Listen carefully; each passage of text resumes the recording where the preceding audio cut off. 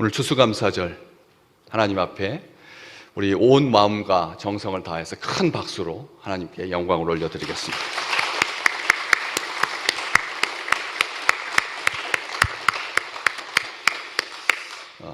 짧지만 아주 강렬한 그런 말씀이죠. 우리를 반대하지 않는 자는 우리를 위하는 자다. 얼마나 우리가 갈라치기를 잘하는데, 우리 주님 말씀하셨습니다. 우리를 반대하지 않는 자는 우리를 위하는 자라고. 예수님께서 변화산에서 내려오시다가 귀신 들려서 말 못하고 귀신이 죽이려고 불과 물에 자주 던지던 아이를 우리 주님께서 치료해 주십니다. 그리고 갈릴리를 지나 가버나움에 이르러 오늘 집에 계실 때, 오늘 그렇게 시작하고 있죠. 우리 이 주님께서 어디에 계셨는지 33절에 보면 집에 계실 때 우리 주님께서 제자들에게 묻습니다. 너희가 길에서 서로 토론한 것이 뭐냐? 했더니 그들이 아무 말도 못했죠. 왜냐하면 길에서 누가 큰지, 누가 센지, 누가 힘 있는지 이것 가지고 싸웠거든요. 다퉜거든요. 그래서 예수님께서 첫째가 되고자 하면 무사람의 끝이 되고 무사람을 섬기는 자가 되어야 한다. 이렇게 말씀을 하시면서 어린아이를 하나 데려다가 제자들 가운데 세우시고 안으시면서 제자들에게 누구든지 내 이름으로 이런 어린아이 하나를 영접하면 곧 나를 영접하는 것이고, 누구든지 나를 영접하면 나를 영접하는 게 아니라 나를 보내신 내 아버지를 영접하는 거다. 이렇게 말씀을 해 주셨습니다. 그리고 나서 이제 요한이 예수님께 38절, 오늘 본문 말씀입니다. 말하죠. 38절, 선생님, 우리를 따르지 않는 어떤 자가 주의 이름으로 귀신을 내쫓는 것을 보고 우리가 보고 우리를 따르지 아니함으로 금했습니다. 이렇게 자랑하는 거죠. 자랑을 합니다. 마치 귀신을 내쫓는 능력이 자신들의 전유물인 것처럼 그렇게 아주 자랑스러워하면서 자신들에게 속하지 않았으니까 주님의 이름으로 귀신을 쫓는 행위는 참지 못하는 거죠. 아주 안이꼽게 본 것입니다. 명분은 아주 그럴싸했습니다. 우리 선생님의 이름을 팔아서 이익을 취하거나 명성을 얻는 것은 용납할 수 없다. 이렇게 명분이 그렇습니다. 선생님의 이름을 팔아서 이익을 취해서는 안 된다. 귀신을 쫓아내면 들어오는 게 많았나 봐요. 지금도 아마 귀신 쫓아내준다고 하면 63빌딩 한 5개는 살 수가 있을 것 같은데, 귀신을 쫓아낼 수 있다면. 그렇지 않겠습니까? 나라의 절반이라도 주겠다고 하지 않겠습니까? 귀신을 쫓아내주는 건데. 그렇기 때문에 자기들 밥그릇이 작아진다고 생각하는 거죠. 실제로 돈꾀를 맡은 가룟 유다가 그런 일들로 돈을 솔찬히 챙겼을 거라는 것은 충분히 상상이 가능한 일입니다.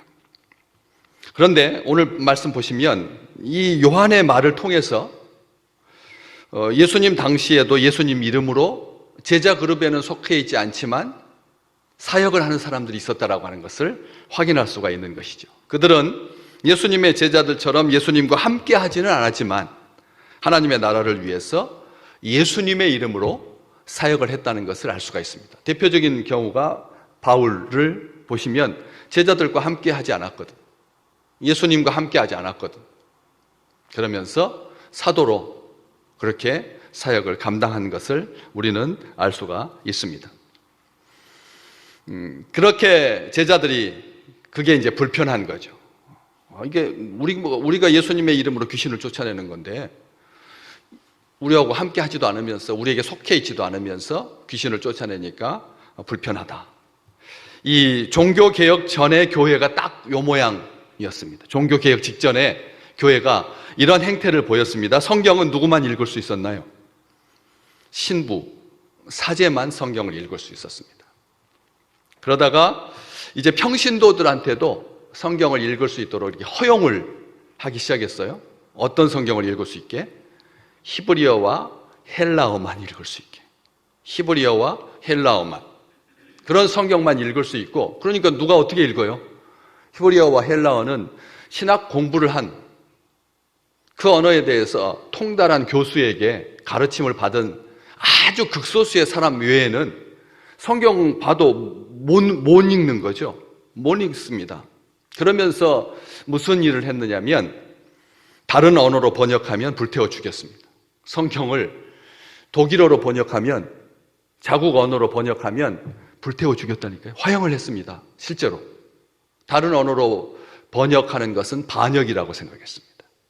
하나님께서 처음에 주신 히브리어로 읽어야 되고, 그 히브리어를 그 당시에 모든 사람들이 읽을 수 있던 국제어였던 헬라어로 읽는 것까지는 허용을 하지만 그 자국 언어로, 일본어나 한국어로, 독일어로 번역하는 것은 견딜 수 없어 했습니다. 그래서 불태워 죽였습니다. 왜 그런 생각을 가졌을까요? 성도들이 성경을 읽으면 사제들의 권위가 떨어진다고 생각을 했습니다. 우리가 지금 그런 생각을 아무도 안 했거든요. 그런데 불과 500년 전만 해도 이런 권위가 자기들에게만 있다는 거예요. 성경을 해석하고 가르칠 수 있는 권위가 사제들에게만 있다라고 하는 것을, 이 밥그릇을 평신도들이 같이 먹자고 하면 자기들의 권위가 떨어진다고 생각했다는 거죠. 그때나 지금이나 당파나 학파에서 자기들의 말이나 풍습을 다른 당파나 학파가 쓰지 못하는 것이 불문율이었습니다. 여러분, 지금도 마찬가지입니다.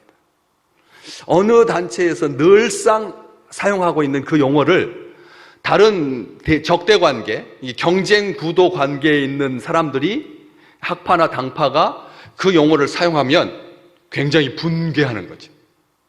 저작권 도용이라고 생각합니다. 이것은 우리의 전매 특허니까 다른 사람들이 함부로 사용하지 못하도록 50년을 걸어놓고 심지어는 100년을 걸어놓죠. 100년 동안 우리에게 속한, 우리 선생님에게 배운 사람들만 이 음악도 쓸 수 있고, 그 다음에 이 논문도 이용할 수 있고, 이렇게 말할 수 있다. 여러분, 지금 어떤 시대보다도 아주 까탈스럽게 이 부분에 대해서 아주 사람들이 가지고 있는 기본적인 성향은 함부로 써서는 안 된다는 거죠. 이것은 우리 거라는 거죠. 이 용어는 다른 사람이 써서는 안 된다는 거예요. 이런 생각들. 우리 주님께서 당파나 학파를 만들기 위해서 이 땅에 오시지 않았거든요. 사람들을 구원하기 위해서 오셨거든요. 귀신을 쫓아내주는 우리 주님께서 성령이 충만하셔서 두루 다니시며 선을 행하시고 귀신을 쫓아내시고 약한 것, 아픈 것 우리 주님께서 회복시켜 주셨거든요. 그렇기 때문에 그게 선한 일이거든요. 그런 선한 일, 귀신을 쫓아내는 일은 선한 일입니다. 그렇기 때문에 주께서 오신 뜻에 반하지 않았다는 거죠. 예수님은 금하지 말라고 하십니다. 편협하고 배타적인 자세를 버리고 용납하고 포용하라. 오늘 41절 말씀이 그 아주 기본적인, 누구든지 너희가 그리스도에게 속한 자라 하여 물 한 그릇이라도 주면 내가 진실로 너희에게 이르노니 그가 결코 상을 잃지 않으리라. 37절 그 앞쪽 부분에도 누구든지 내 이름으로 이런 어린아이 하나를 영접하면 곧 나를 영접하는 거다. 누구든지 계속 같은 한 말씀을 가지고 두 번이나 강조해서, 중요한 것은 나를 따르는 사람이, 우리를 따르는 사람인가 아닌가가 중요한 게 아니라는 거예요. 예수를 따르는 사람들이 예수쟁인데 그리스도인은 예수를 따르는 사람들입니다. 그런데도 자기 편 만들려고 많은 사람들이 교회 안에서조차, 그래서 바울파, 아볼로파, 베드로파, 예수파, 참 대단하죠. 교회 안에 베드로파가 있었으니까. 바울파도 있었고 아볼로파도 있었고 예수파도 있었고, 예수파는 깍두기처럼 끼워준 거죠. 실제로 자기 팔을 많이, 자기를 대동하는, 거느리는, 참 조심하셔야 됩니다. 이런 말들을 제가 큰 교회에 있으면서 들었거든요. 그 가족 건드리면 안 된다고. 예. 그 가족 건드리면 안 된다. 왜냐하면 줄줄이 고구마 같이 어디선가 다들 우리를 노려보고 있다, 지켜보고 있다는 거예요. 하도 그 가문이 커서 사돈의 팔촌까지 다 같이 다니니까 그 집만 이렇게 끄집어내면 고구마 딸려오듯이 한 50명에서 100명 그룹을 이루고 있어서 그들을 비위상하게 해서는 안 된다고요. 조심하셔야 된다고. 다 가면 선배 목사님들이 제일 유력한 가문에 대해서 주의를 하라고 그렇게 팁을 알려줍니다. 저는 생각해 봅니다. 그러지 마시기를 주의 이름으로 축복합니다. 온 가족이 신앙생활 한다라고 하는 것은 아름답고 향기로운 일입니다. 그렇지만 그걸로 자기 사람 편가름 하지 말라는 거죠. 2013년 우리 사진 보실까요? 영국에서 열린 마라톤 경기에서 한 사람만, 한 선수, 이 선수만 1등으로 달리던 이 선수만 빼고 나머지 5천 명의 모든 선수들이 실격한 사태가 발생했습니다. 놀라운 일이죠. 여기서 한 명만 1등이 돼서 그리고 나머지 모든 사람은 실격했습니다. 왜냐하면 이 사람이 처음부터 1, 2위를 막 달려갔는데 2위하고 상당히 거리가 떨어진 거죠. 근데 그 2위가 살짝 착각을 해가지고 다른 코스로 이렇게 가니까 그 뒤에 따라오던 5천 명이 다 그 뒤를 따라간 거예요. 그런데 그 달린 길이가 고작 264m입니다. 100m 달리기 2번 반. 그 정도만 이렇게 갔다가 아니다 싶어가지고 급히 돌아왔거든. 그래서 나머지 아무 생각 없이 뒤따르던 선수들은 모두가 다 실격 처리됐습니다. 분명히 주최 측이 잘못한 거죠. 주최 측이 잘못한 겁니다. 정확하게 명쾌하게 경로를 표시를 해서 그리고 안내를 해가지고 이쪽으로 가도록 했어야 되죠. 그래서 나중에 사과했습니다. 정식으로. 우리가 잘못했습니다. 대신 다음번 마라톤에 참가하시는 분에 한해서 25% 참가비를 깎아주겠습니다. 오히려 차라리 그냥 사과만 했으면 좋았을 것을 25% 참가비 깎아준다고 해가지고 더 된통 욕을 먹었던 2013년, 지금으로부터 10년 전 1위로 달린 선수는 코스대로 달렸기 때문에 우승할 수 있었고 유일한 완주자가 될 수 있었다는 거죠. 무슨 말입니까? 우리는 그리스도를 따르는 사람들이라는 거죠. 우리는 그리스도를 따르는 사람들. 아무리 통성 기도를 크게 하고 혼자서 막 여기서 막 기도를 세게 해도 그 사람 뒤따라가는 게 아니라는 거예요.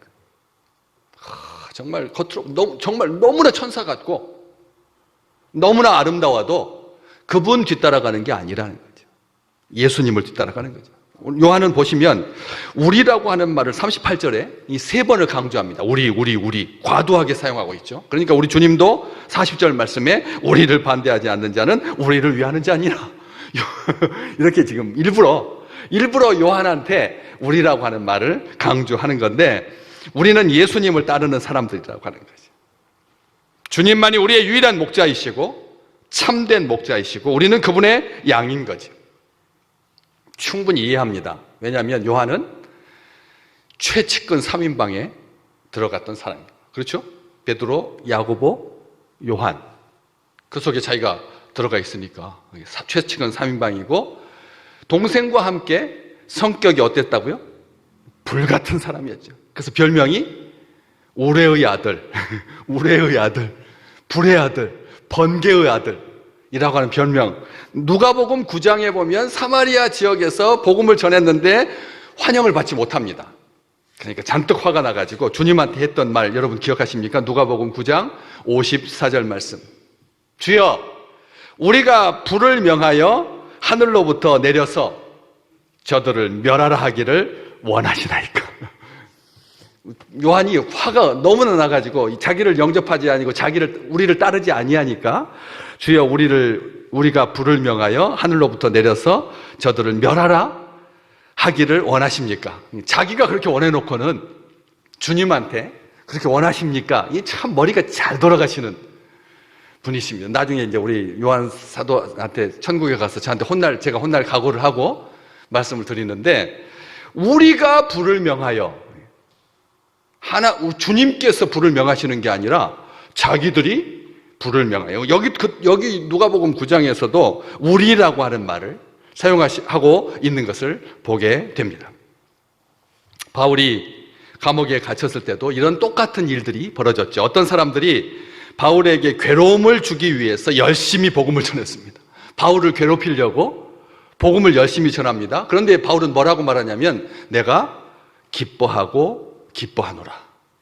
기뻐하고 기뻐하노라. 어떤 모양이라도 예수님의 이름이 전파되는 것이 진짜 우리의 기쁨이 된다 라고 하는 것을 우리에게 알려주고 있거든요. 바울은 모든 사람들이 복음을 듣고 구원받기를 원했던 거죠. 빌립보서 1장 15절, 17절 말씀 보시면 어떤 이들은 투기와 분쟁으로, 어떤 이들은 착한 뜻으로 그리스도를 전파하나니, 17절, 그들은 나의 매임에 괴로움을 더하게 할 줄로 생각하여 순수하지 못하게 다툼으로 그리스도를 전파하느니라.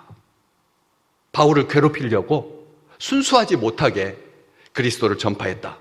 그렇지만 18절 말씀이 아주 중요한 말씀이죠. 우리 함께 같이 자막 보시면서 읽을까요? 거칠어로 하나 참으로 하나 무슨 방도로 하든지 전파되는 것은 그리스도니 이로써 나는 기뻐하고 또한 기뻐하리라. 아멘. 아멘.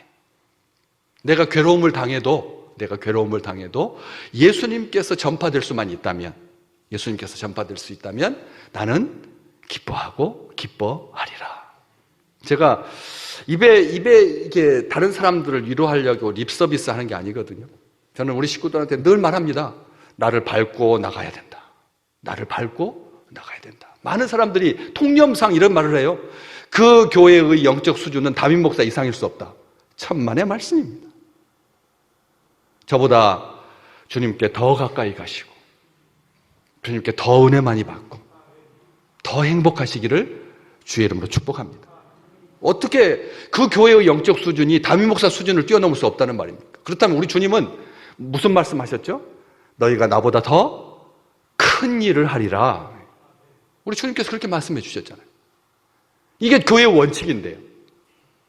교회 지도자들보다 조용히 기도하고 있는 그에게 하나님의 풍성한 은혜가 임하시기를 주의 이름으로 축복합니다. 이게 진짜 은혜 아니겠습니까? 가문이 잘 되는 가문, 잘 되는 교회는 담임 목사를 뛰어넘는 교회죠. 안 그렇습니까? 담임 목사가 생각하는 그것도 못 넘어가지고 그렇게 막 헉헉대는 것이 아니라 훨씬 더. 우리 교회는 그렇습니다. 진짜로 그렇습니다.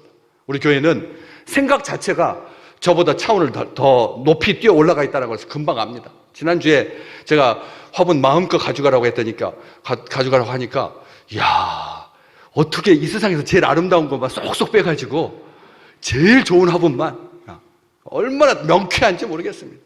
또 화분이 너무 크니까, 그것을 또 분갈이 해가지고, 조그맣게 이제 떼가지고 집에 가서 예쁜 화분에다 옮겨 심으려고, 이게 무거운 화분은 여기다 교회에다 그냥 두고, 그리고 그 화분을 이렇게 쫙 해가지고 비닐봉투에다 싸서 잘 가져가시더라고요. 정말 담임 목사보다 훨씬 더 모든 것들을 다 보고 계시는 거죠. 명쾌합니다. 중요한 겁니다. 얘들도 알더라고요. 어느 게 좋은지 어느 게 나쁜지 비본질적인 것을 알더라니까요. 어떤 아이가 꼬마아이한테 목사님이 너 이 중에서 네가 원하는 거 어른들을 성도님들 다 가져갔으니까 너도 가져가라 했더니 그 아이의 입에서 뭐라고 하는지 알았어요? 지난주에 목사님 저 흙 주세요 그러더라.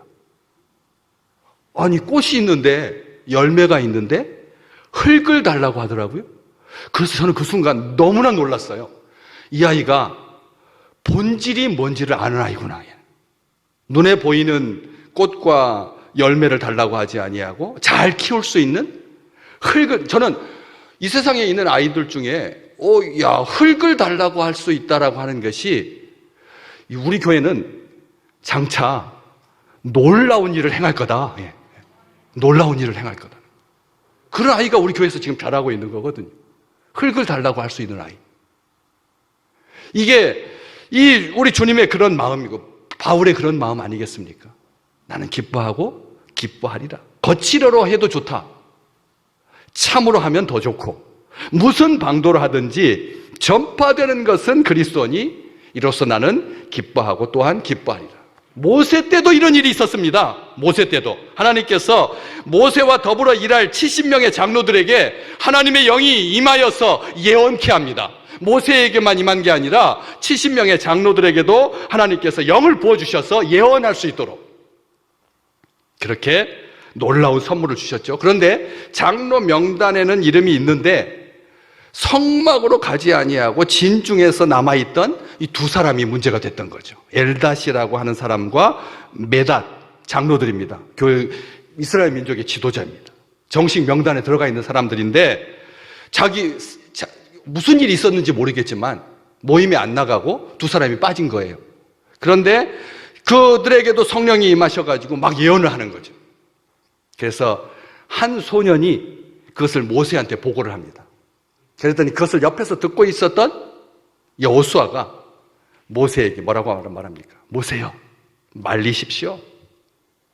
그랬더니 모세가 여호수아에게 한 말입니다. 민수기 11장 29절 말씀. 네가 나를 두고 시기하느냐? 여호와께서 그의 영을 그의 모든 백성에게 주사 다 선지자가 되게 하기를 원하노라. 아멘. 아멘. 지도자는 모름지기 그래야지요. 그렇지 않겠습니까? 우리 모임에 참석하지 않아서 바깥으로 겉으로 도는 사람, 우리 모임 여전도회 활동도 하지 않고 봉사도 안 나가고 다 깍쟁이같이 주일 예배만 탁 드리고 이렇게 다니는 아주 꼴보기 싫은. 그런데 그에게 성령이 임하여서 예언을 한다. 얼마나 놀라운 일이고 또 기분 나쁜 일이겠습니까? 그런데 모세는 원했습니다. 우리 여호와께서 그의 영을 그의 모든 백성에게 주사 다 선지자가 되었으면 좋겠노라고요. 다 선지자가 좋겠. 우리 모임 안에 있는 사람만, 성막 안에 모인 사람들만 은혜 받는 것이 아니라 오늘 또 영상으로 예배드리는 우리 모든 믿음의 식구들에게 풍성한 주의 영이 임하시기를 주의 이름으로 축복합니다. 그렇죠? 도대체 인터넷에 그게 예배가 돼? 하면서 무슨 일이 있어도 주일 성수해야 되고 이 자리에 와서 은혜 받아야지 라고 하는 그런 마음들이 끝까지 아마 남을 것입니다. 이럴 때 이 말씀 다시 기억하게 되는 거죠. 우리 주님 말씀하십니다. 그들은 우리를 위하는 자다. 우리를 위하는 자다라고 하는 이 위하다라고 하는 말, 이 위하다라고 하는 말이 그저 동등하게 대하라라고 하는 말이 아니라 더 존중하라는 말입니다. 위하다, 우리를 위하는 그 사람들을 어떻게 하라고요? 동등하게 그냥 우리와 같은 정도로 이해하지 말고 더 귀하게 여겨라. 위하는 자니까 더 귀하게 여겨라. 내 이름을 의탁하여, 이 의탁하다라고 하는 말이 다 실수를 번역해서 잘못 번역하면 내 이름을 빙자하여가 되거든요. 의탁하여가 예수의 이름을 빙자하여 이렇게 얼마든지 꼴 수 있다는 겁니다. 얼마든지 평가절하할 수 있다는 것입니다. 우리에게 속하지 않는 자. 우리 주님 말씀하십니다. 또 41절, 42절 계속 뒤로 이어지는 말씀도 물 한 그릇 대접하는 것과 비천한 한 사람을 실족하게 하는 것 둘 다 대단하지도 중요하지도 않은 일입니다. 그렇잖아요. 아무것도 아닌 일이라는 거죠. 대부분의 사람들은 관심조차 두지 않을 정도로 작은 보잘것없는 사소한 일인데 우리 주님께서 그 사람들을 대하는 걸로 두 가지 일로 생명과 죽음, 상과 벌이 나뉘어진다고 했습니다. 우리가 이번 주 한동안 동안 사람을 어떻게 대하실 것입니까?